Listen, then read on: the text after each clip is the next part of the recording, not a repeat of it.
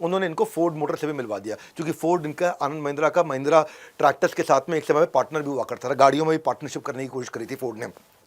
तो कोटक ने क्या किया, फोर्ड मोटर में भी घुस गया, वहां से उसने और कमाया, अब गाड़ियों के फाइनेंसिंग के धंधे में अच्छा काम किया। एक टेस्ट आपका भी छोटा सा ले लेते हैं भाई लोगों, ये मेरा 8वां एपिसोड है, आप 8वां एपिसोड देखो और मैं आपको कैसे प्रमोट करूंगा, मैं आपके बारे में इंस्टाग्राम पे डालूंगा। उससे पहले आपको 3 स्टेप करने हैं। 8वां एपिसोड देख लिया, एक सोशल मीडिया पे अपनी 3 लर्निंग्स बताओ मुझे, सोशल मीडिया पे डाल दो, एक वीडियो शूट करके, मोबाइल से शूट कर लो, सिंपल सा वीडियो सोशल मीडिया में, भाई मेरी ये 3 लर्निंग रही टाइकून्स ऑफ इंडिया में, मैंने ये सीखा, ऐसा करके बताओ, और उसको मैं ढूंढ लूंगा।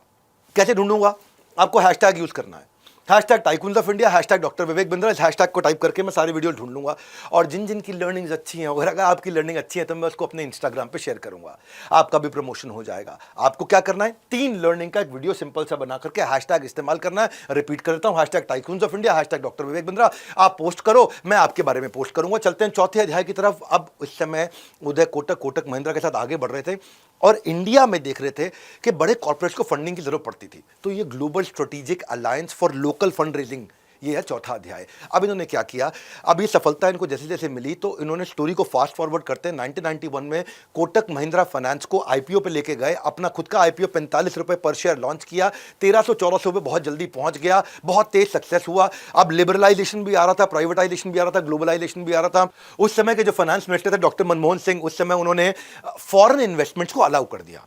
अब यहां एक अपॉर्चुनिटी ढूंढ रहे थे ये।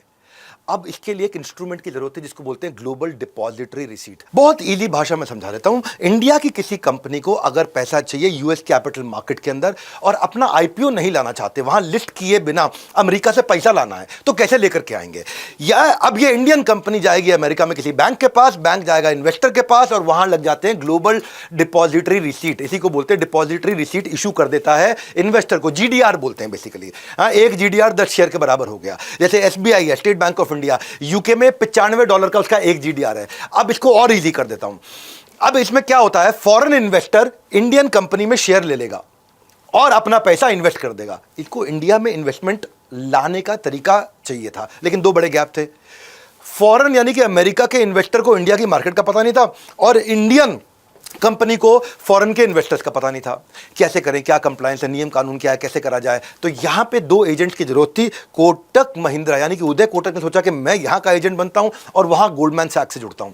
तब इन्होंने गोल्डमैन सैक्स के साथ में एक स्ट्रेटेजिक अलायंस किया, एक पार्टनरशिप किया ताकि इंडिया में पैसा आ सके। इजी कर दूं और दोबारा सुनो, कोटक महिंद्रा यहां से गया गोल्डमैन सैक्स के पास, गोल्डमैन सैक्स वहां का एजेंट